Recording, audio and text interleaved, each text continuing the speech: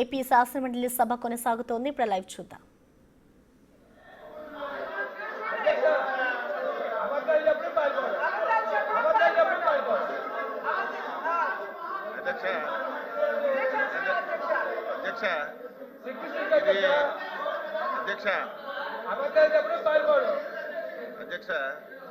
అధ్యక్ష ఇది నాకు తెలిసి 7వ రోజు సభ అనుకుంటా. 7వ రోజు సభ అధ్యక్ష.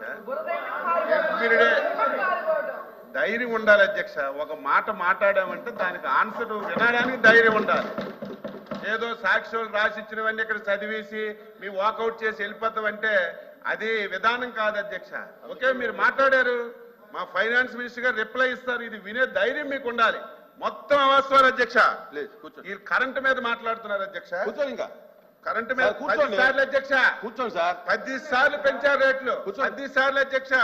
జూలైలో 5% పెంచారు. ఏప్రిల్ 2020లో 15% పెంచారు. సెప్టెంబర్ 1, 2020లో 3% పెంచారు. ఏప్రిల్ 1, 2021లో 10% పెంచారు. జూలై 1, 2021లో 7% పెంచారు. ఏప్రిల్ 1, 2022లో 12% పెంచారు. జూలై 1, 2022లో మళ్ళీ 5% పెంచారు. ఆగస్టు 1, 2023లో 8% పెంచారు. ఏప్రిల్ 24లో 10% పెంచారు అధ్యక్ష. ప్లీజ్ కూర్చోండి. 10 సార్లు కరెంట్ ఛార్జీలు పెంచి మళ్ళీ దాని గురించి ఇక్కడ మాట్లాడితే దానికి అర్థమే ఉంటుంది. సార్ కూర్చోండి. Reply by Shri Payyavula Keshav, minister of finance, to the general discussion on annual finance statement budget for the year 2025-2026.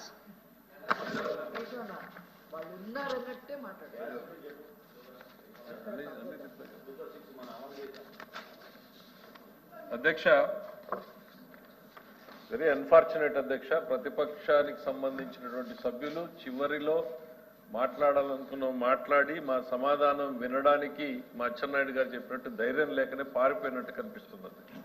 Very unfortunate. చాలా ఓపికగా కూర్చున్నాం. ఎందుకనంటే సభ్యులు అనేక ప్రశ్నలు లేవనెత్తారు. ప్రజలకి రాంగ్ మెసేజ్ పంపించారు ఇక్కడ నుంచి. వాటిని సరిదిద్దాలి అనేటువంటి ఉద్దేశంతో ఇక్కడికి వచ్చాం అధ్యక్ష. దీని మీద కుమార్ రవికుమార్ గారి దగ్గర నుంచి చివరికి బొత్స సత్యనారాయణ వరకు 20 మంది సభ్యులు మాట్లాడారు అధ్యక్ష. 20 మంది సభ్యులు చాలా వాళ్ళు మాట్లాడుతూ బాధ్యతారాహిత్యంగా మాట్లాడినటువంటి పరిస్థితులు ఉన్నాయి అధ్యక్ష. 2-3 మాటలు చెప్పి బడ్జెట్లోకి వెళ్తాను అధ్యక్ష. మద్యం ఏరులై పారుతోంది.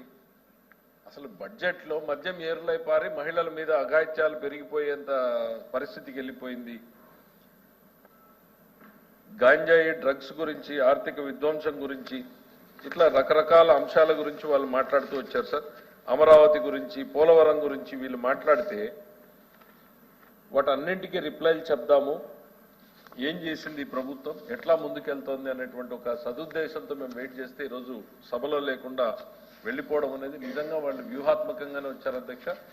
మీరు కూడా మాకు సహకరించి రేపటి నుంచి వాళ్ళు లేవనెత్తే అంశాలకి ఎప్పటికప్పుడు మా మంత్రులు ఎవరైనా లేచి రిజైండర్స్ రిప్లైస్ ఇస్తే ఇవ్వడం